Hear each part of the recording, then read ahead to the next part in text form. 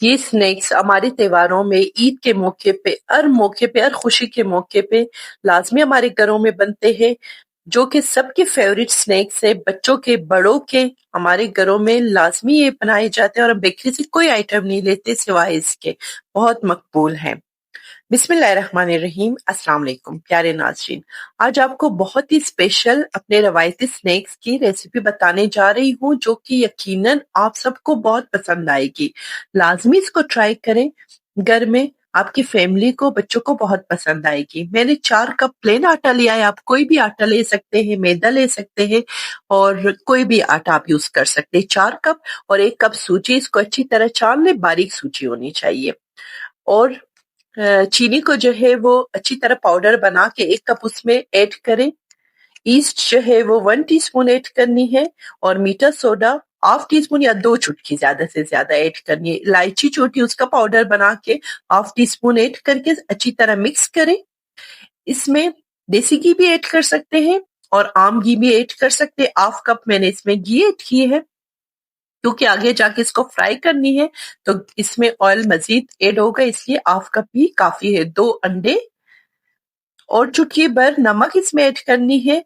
3 से 4 खाने का चम्मच तिल, व्हाइट तिल और सफेद जीरा जो है वो 1 खाने का चम्मच ऐड करके अच्छी तरह मिक्स कर लें।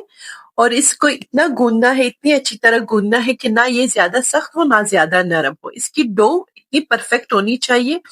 और परफेक्ट किस तरह बनती है? बहुत ज्यादा इसको अच्छी तरह गूंदने से। तो अच्छी तरह मसल मसल के गूंदे इस तरह से।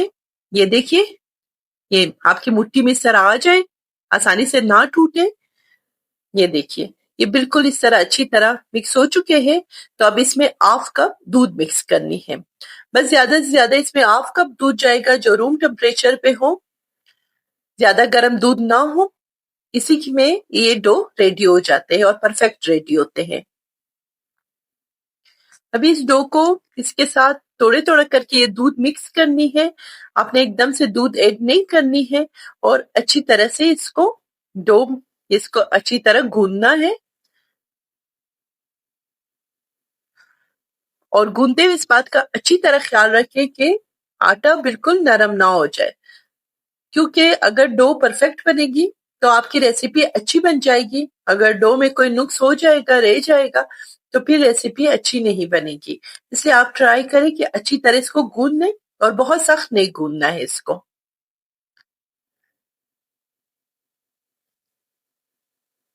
ये देखिए, अच्छी तरह भी ये रेडी हो चुके हैं।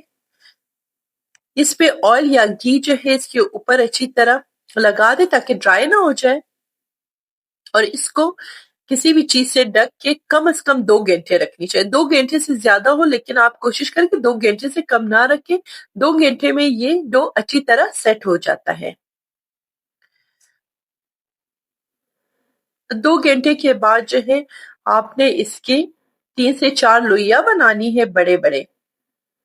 ये देखिए, बिल्कुल अभी ये रेडी हो चुके हैं। ये देखिए कितना, इतनी ही सॉफ्टनेस होनी चाहिए इसमें। अब इसकी जो है 4 लोइयां मैंने बना ली। इस अब आप अपनी मर्जी से स्मॉल साइज या बड़े साइज की लोइयां बना के रख सकते हैं, जितनी भी पेड़े आपको चाहिए। और इस तरह जैसे रोटी आपने बेलना होता है, इसी तरह इसको भी बेल लीजिए। ये देखिए, रोटी की तरह इसको बेलना है। अब मैं बताती हूँ इसकी थिकनेस कितनी रखनी है। इसको कोशिश करें कि ज्यादा से ज्यादा बारीक बेल लें, क्योंकि इसको फिर ड्राई फ्रूट्स की फिलिंग करके फोल्ड किया जाता है, तो ज्यादा थिक ना बने। ये देखिए, इतनी थिकनेस रख लीजिए। अब कोई भी सांचा ले लीजिए जो घर में अवेलेबल हो, छोटा या बड़ा, जिस तरह भी साइज आपने रखनी है। इस तरह कटिंग कर लीजिए, या आसानी से कटिंग हो जाती है। ड्राई फ्रूट्स इसमें कोई भी फिलिंग कर सकते हैं, किशमिश, बादाम, काजू वगैरह, जो आपको पसंद हो। लेकिन ये ख्याल रखिए कि ड्राई फ्रूट्स चंक्स में होनी चाहिए, बहुत ज्यादा पाउडर फॉर्म में नहीं होनी चाहिए और साबित भी नहीं होनी चाहिए। तो ड्राई फ्रूट्स की आप में इसमें जितना फिलिंग करना चाहिए वो इतना कर लीजिए। और इसको इस तरीके से फोल्ड करें। अच्छी तरह इसको दबा के लॉक कर लीजिए, आसानी से हो जाती है क्योंकि आटा काफी सॉफ्ट है। और इसको मजीद लॉक करने के लिए आप कोई भी शेप दे के इस तरह फोल्डिंग कर सकते हैं। ये देखिए इस तरीके से आप इसको आसानी से फोल्ड कर ले ताकि फ्राई करते हुए ओपन ना हो जाए।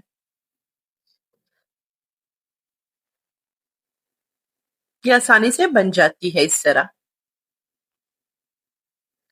ये देखिए समोसे के शक्ल में बन चुकी है।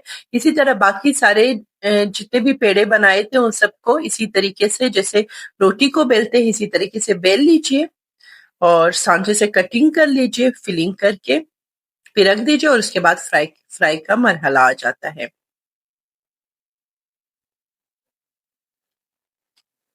ये कटिंग हो गई इसकी।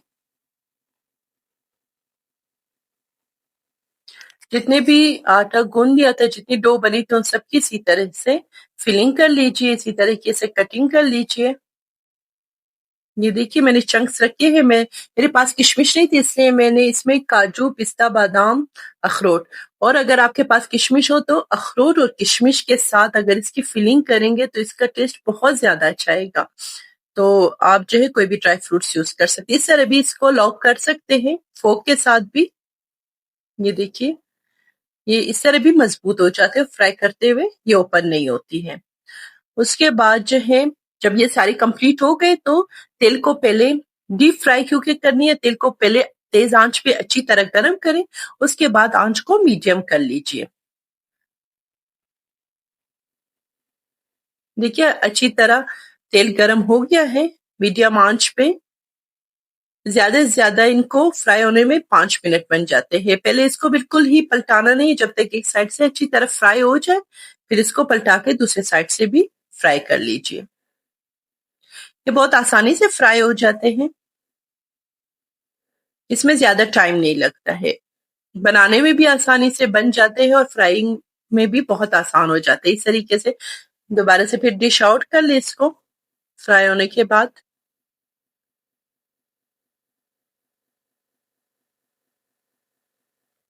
अब बाकी को भी इसी तरह फ्राई करें जितने भी बनाए हैं।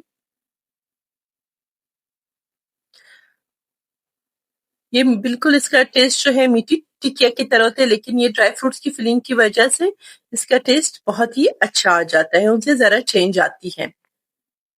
ये देखिए कितना खस्ता और क्रिस्पी बनी है, बहुत ही खस्ता बन जाते हैं। अच्छा जब आप इसको डिश आउट करते हो उस वक्त वो सॉफ्ट होते हैं, रूम टेम्परेचर पे ये मजीद क्रिस्पी हो जाते हैं और इसका टेस्ट इतना जबरदस्त होता है कि घर में सबको ही पसंद आएगी। इस ईद पे इंशाल्लाह इसको जरूर ट्राई